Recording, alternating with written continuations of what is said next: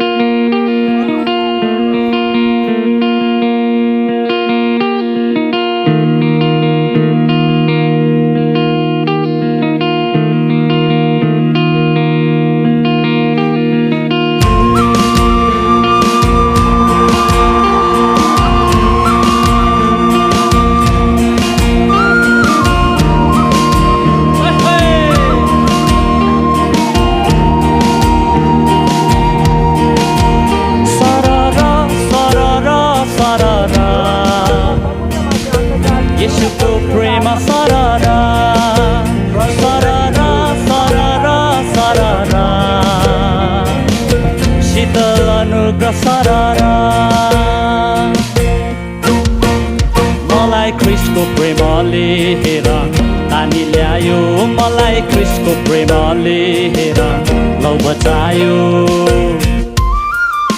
मलाई ख्रीष्टको प्रेमले हेर तानी ल्यायो, मलाई ख्रीष्टको प्रेमले हेर लौ बचायो।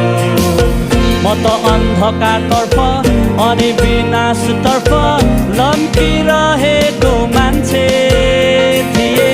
अन्यलतामा परेर बिना अर्थको जीवन बाँचिरहेको मान्छे। तर ख्रीष्टको मायालु हातले मलाई तानेर निकाल्यो है। आज नयाँ म भएको छु। सरर सरर सरर यीशुको क्षमा करुणा बग्यो म भित्र सरर। परर परर परर स्वतन्त्र भई आत्मामा म त उड्दैछु परर। अब चाहिँ हामी छुट्टिएर अब हामी जाँदैछौँ होइन। सो अब फेरि हामी अर्को भिडियोमा भेट्नेछौँ।